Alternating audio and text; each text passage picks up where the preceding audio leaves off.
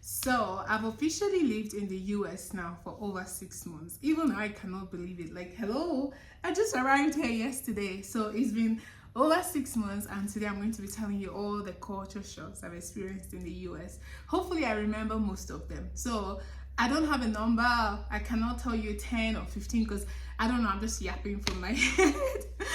I'm just yapping from my head. So let's start. Hey, number one, I arrived in this country today. And mind you, right, I've lived in different countries. I was born and raised in Nigeria until I was a teenager. I've lived in the UK, I've lived in the Philippines, I've lived in Canada, I've lived in Benin Republic, and now I am living in the US, okay? So when I compare these things, it's usually comparisons to different places, different countries. So yeah, let's get started. So number one, Americans do not like working. What's the problem? Why don't you guys love to work? And you know what? I can actually answer that question for you. I arrived in the US today. Like today, right? The next morning, I dressed up. I wanted to go to the gym. And when I was leaving my hotel, the lady was like, hello? Where are you going to? I was like, oh, I'm just going to the gym. She's like, you're walking? I said, yeah. She's like, I wouldn't do that. I'll just call an Uber. Mind you, I didn't have a car. I mean, I just arrived. It hasn't even been 24 hours. And she was like, no, I don't think that's a good idea. Just go with an Uber.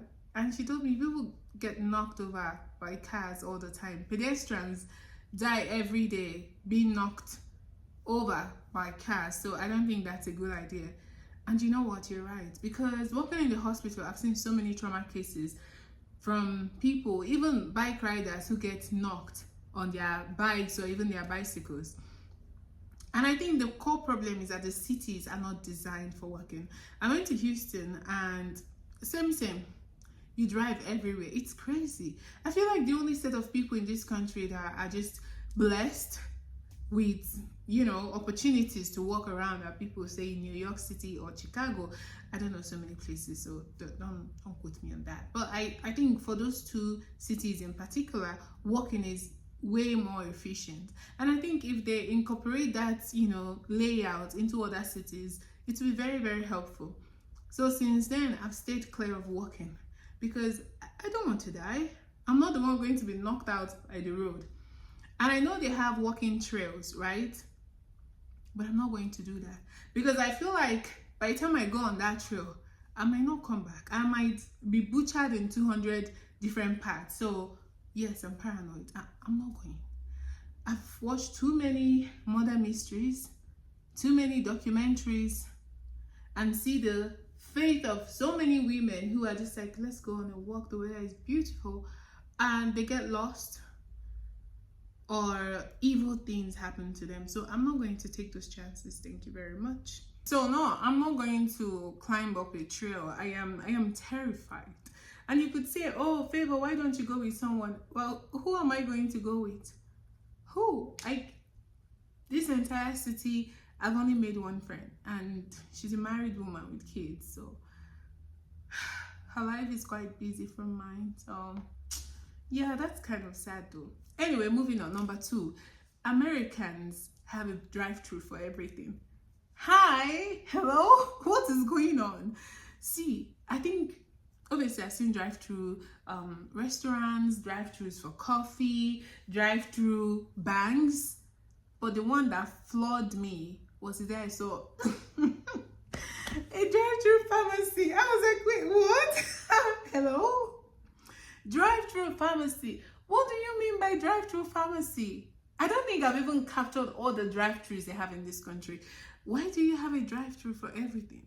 I mean, I think if someone is disabled, that is a way to, you know, help them out. But also, it just enforces and amplifies laziness because why would I have to park my car and walk all the way if I can just go through the drive-through? You know, I think it, again, reinforces some level of entitlement. I think also it just creates this need for insatiability. Like you want things like fast and now, you know, because if you were to just walk in to get something, you mentally already tell yourself, okay, you know, it might take a while. I'm going to have to park my car, walk down there, get a number, see it, wait. But drive-through is like so snappy, so fast. Let's get this very quick. that before you know it, it gradually breeds this level of entitlement that you can no longer wait. You find yourself running very thin on patience. Patience would no longer become a virtue because you want things done and you want them like right now. So, I don't know if they expect these people who are working at whatever drive-through facility to be robots, because whether it's a drive-through drink, a drive-through eatery, you must be very quick on your fingers to get things done. I cannot even imagine a drive-through hospital. Wow. Anyway, number 3, Americans are extremely generous. My God. Back in the UK, right, when I lived in York, there was this Easter, my sister came to visit me, and we walked around the city center, and you see these people that do all these shows, all the street shows, and stand on something very high and throw things and catch it, and all of the street performances that occur. And after it's done, they have this tray where people kind of just put money into it, right? Usually, yeah, all you will see are coins. But the one time I saw like enormous amount of money being thrown in, when I heard the accent, I was like, of course, they're Americans. Americans are extremely, extremely generous. 4, American women talk in high-pitched voice, especially the white ones. Hi, people. I'm like, girl, cut it out. Cut it out. Like, I think they have this professional voice where they see you and it's like, hi. They sound very excited. They talk with the nose, like, hi. It's like quite high-pitched. Yeah, I mean, over time, I've gotten used to it. For the first few days, I was like, yo, that's not how you talk. Or maybe I'm just jealous. But seriously, they're able to code switch, right? They have the professional side where you get to know them and you guys just chill out. But on the other hand, I don't know why they talk in high-pitched voices. I find it quite interesting, honestly. Number 5, the roads. The roads are massive.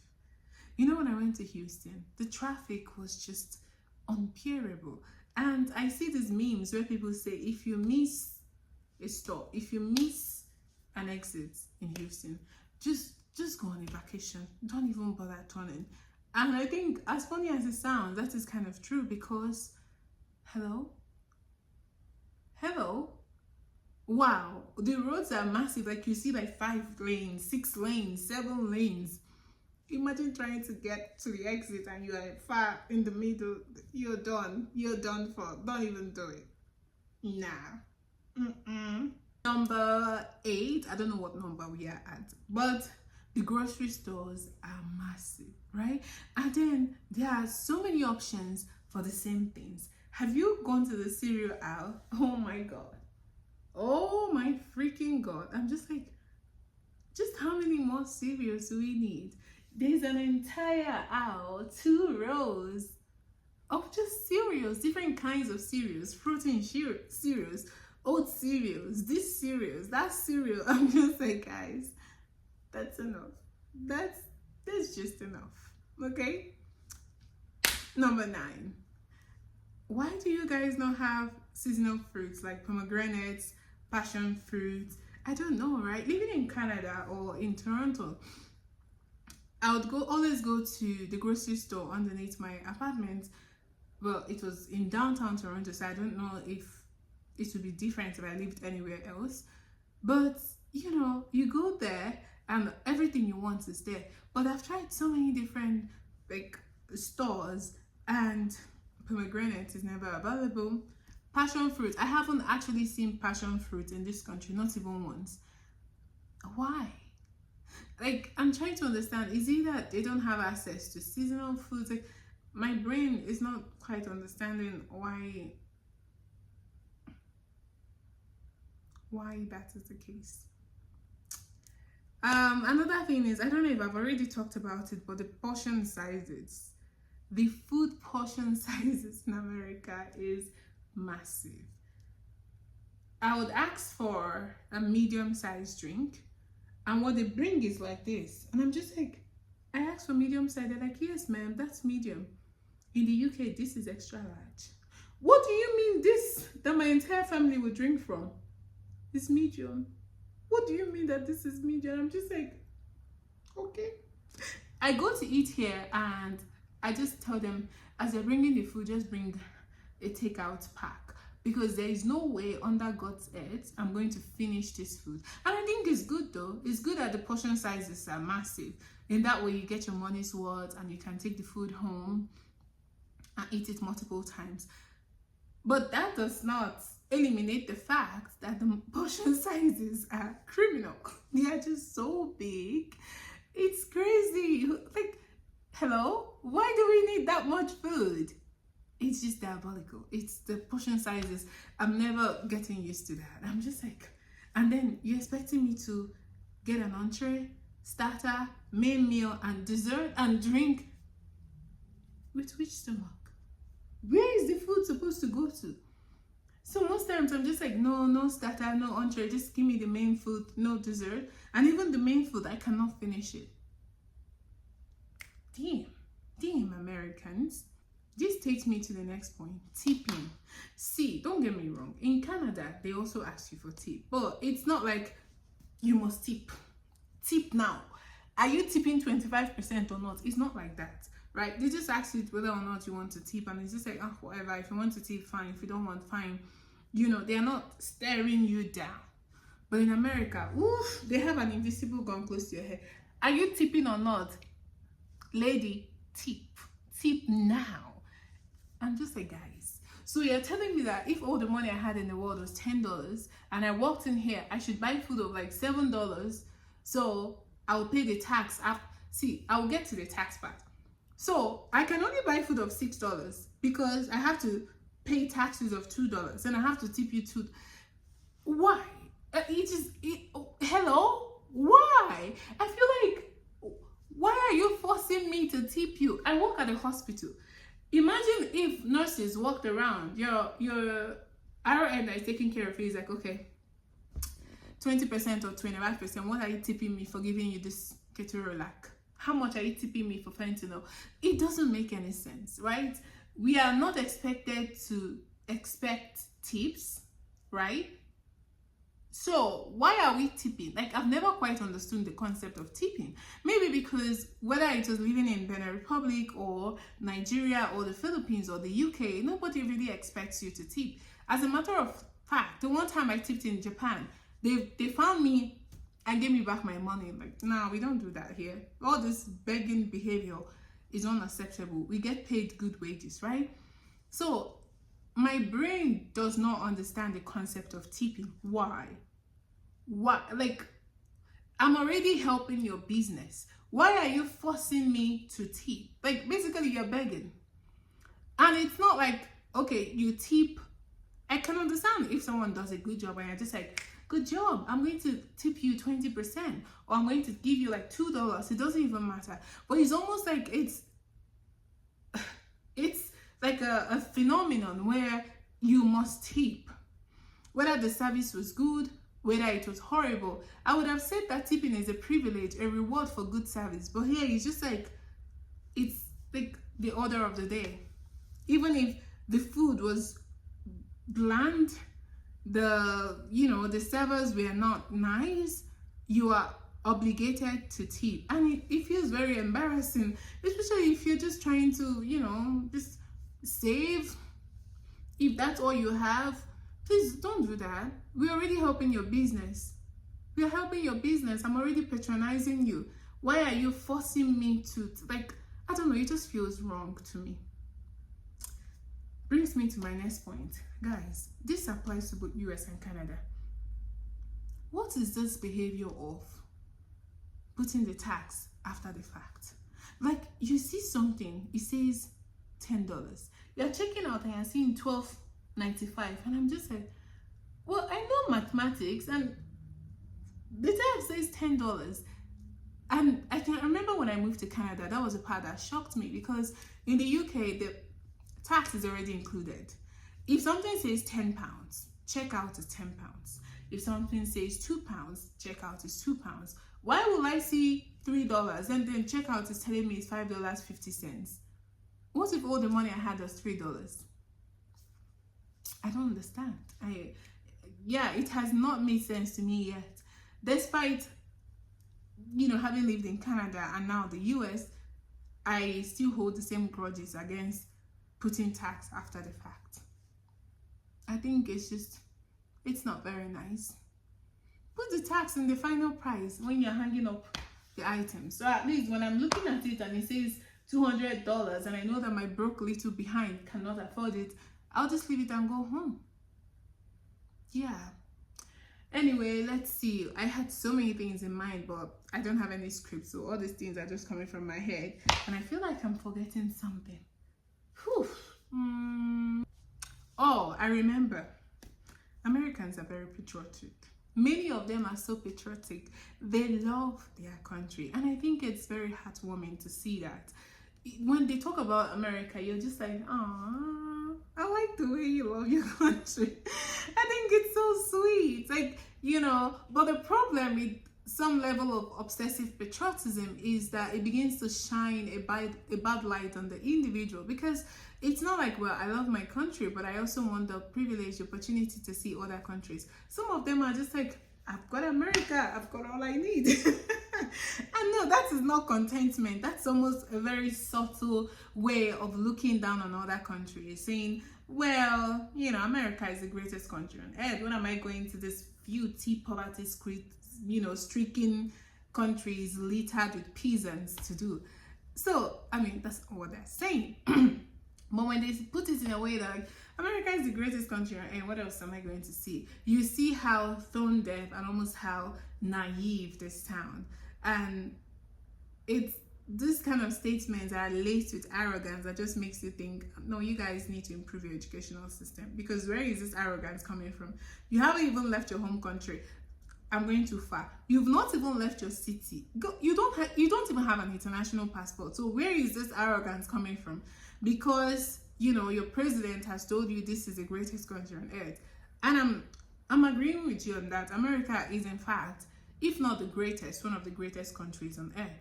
But still, that does not mean it's okay to be condescending to other countries. Get out of your space. Get educated.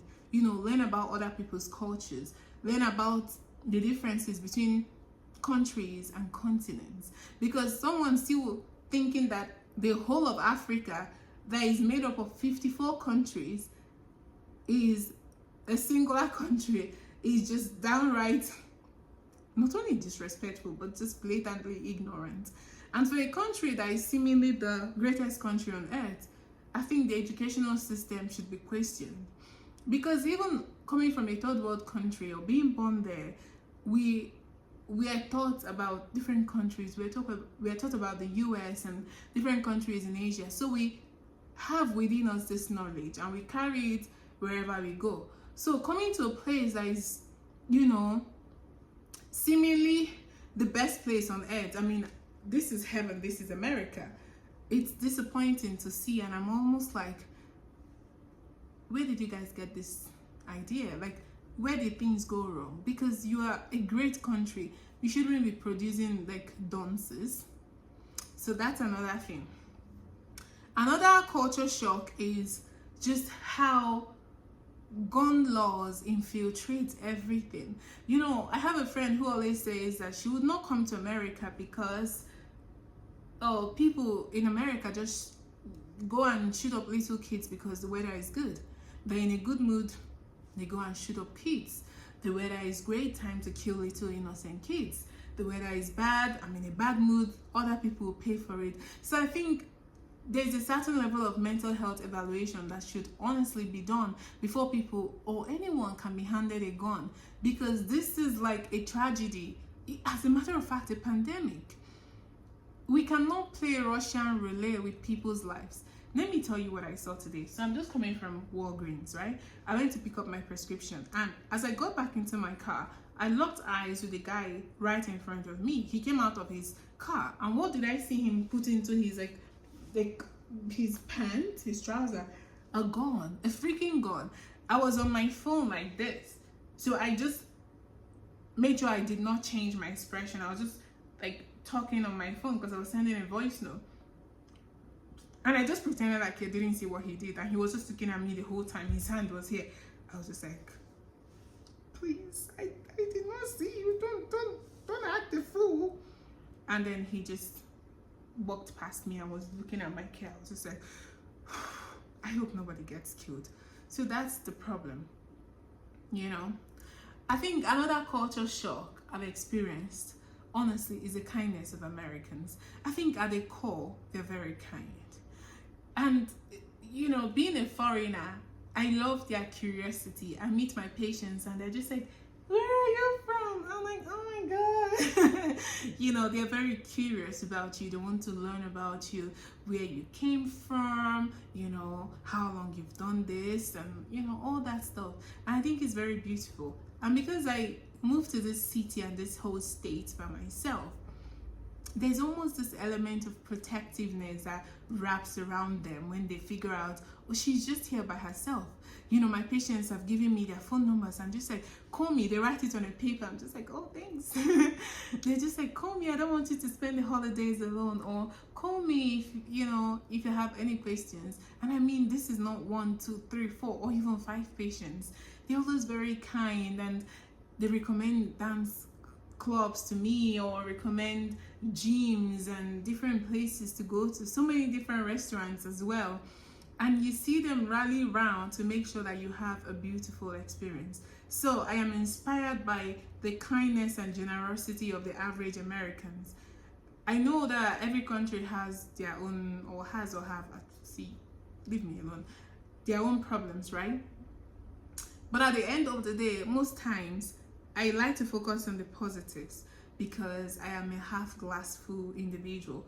So yes, I've pointed some of the negatives, but also I cannot deny the kindness, the beauty, and the unwavering generosity of Americans. People have been so kind to me. See, I've met assholes as well. Even a patient's husband, that was not my patient, that was my colleague's patient. I was just helping, you know, take her down on a wheelchair. And the husband, who had been, you know, waiting the whole day for her to have her surgery, was having a meltdown and he was just transferring aggression on me. And he was calling me all kinds of names. Mind you, I had only just met this woman. I did not take care of her. I don't even know her name. I had just asked my colleague, oh, do you need help? And she was like, can you wheel down this patient for me? She's ready to go, but I need to finish up her, you know, her documentation. I was like, of course, finish up your documentation. I'll take her down. That was the first time I've met this woman the whole day, because I'd been with my own patient and I just wheeled my own patient down. I came upstairs and I saw my colleague was running late. I was like, oh, of course. And our shift was about to be over. I said, okay, I'll just wheel your patient down, come in, and then we clock out. The husband just went off on me. He called me all kinds of names and I was just like, to say I was in shock was an understatement. I was beyond surprised. I was like, what did I do? But that's the thing. He just transferred that aggression on me. And the way he was fuming and screaming at me, I knew that if I had said a word, he would probably have shot me dead. Like, he was, you know, when someone is so mad that their whole body is shaking, he was so upset. So I took a fall for something that had absolutely nothing to do with me. So I think in spite of all of that, I am still inspired by just the kindness of the average American. You know, they see you, they wave, they say hi, they ask you about yourself, and I think it's beautiful. Now, I'm not oblivious to the fact that there are crimes riddled in certain places, drugs, you know, all of these sexual crimes committed on women. I am not oblivious to that fact. But like I said, even the UK, for example, is riddled with knife attacks. Nigeria, let's not even get into Nigeria. The Philippines have their own problems. Canada, the issue is a lot. So there is not a perfect country, but at the end of the day, it's been beautiful living here. I've enjoyed contributing to this country, you know, having my job, meeting new patients, my colleagues. It's been a beautiful ride. So I cannot wait to see what the rest of the year would look like for me. But so far, you know, I'm very grateful for the opportunities that have come my way. Not only have I met good people, I've also integrated myself into the society. I have a gym membership. So they are like my own little community. It's expensive though. I'm like, damn, why would I pay $95 a month for a gym membership? But it's like a boxing gym, so it's like a specialized gym. But I think the founding principle of this gym is communism. It's community. So I go in and there are people who keep me accountable because, guys, I'm very lazy. I have only been to the gym twice. Tried since July of last year. So in the last 11 months, I've gone to gym twice. So it's nice that I go there and they're just like, Favor, we're counting on you to come tomorrow. I'm just like, I think it's very nice to be a part of something that is bigger than myself.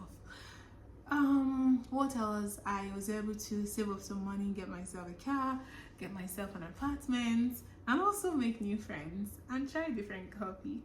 And also, I'm obsessed with Taco Bell. See, all you have to do is just get me a Taco Bell gift card. That's all. I might even marry you, who knows. I love Taco Bell. So I even found a restaurant that I like.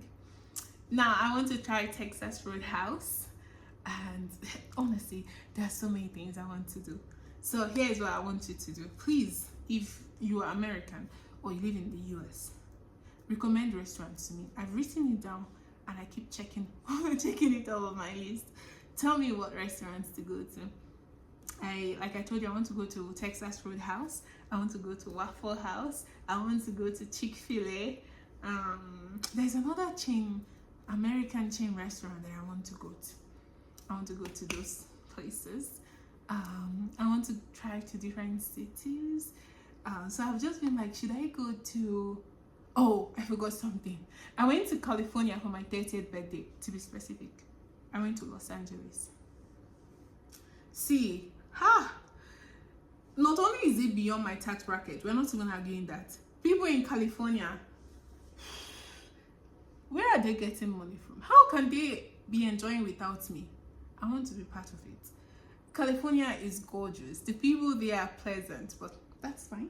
That's okay. I just need to get myself a sugar parent. I don't care if it's a sugar mommy, a sugar daddy, a sugar baby, see, a sugar kiddo. I don't really care. I just need money. But I'm content with what I have, and that's okay. Okay, so give me all the nice recommendations and give me all the tips for living in the US. And one last thing, American patients caring for the population here in the US in terms of, you know, nurse-patient relationship has actually been quite interesting. The patients here are good, and I would say a little bit less entitled than the ones in the UK. But this is a separate topic, okay? Otherwise, this video will never end. Yeah, it's been a pleasure, honestly. The last 6 months has been absolutely beautiful, and I'm very grateful for the opportunity to live here, you know, care for patients, practice my profession. I've been a nurse now for almost 12 years. Can you believe that? So, yes. And God bless America. Bye-bye. And don't forget to tell me if you also moved to the US. I want to understand, what would you say has been your biggest culture shock? Okay, I'll be reading your comments and I'll respond to every single one. Bye-bye.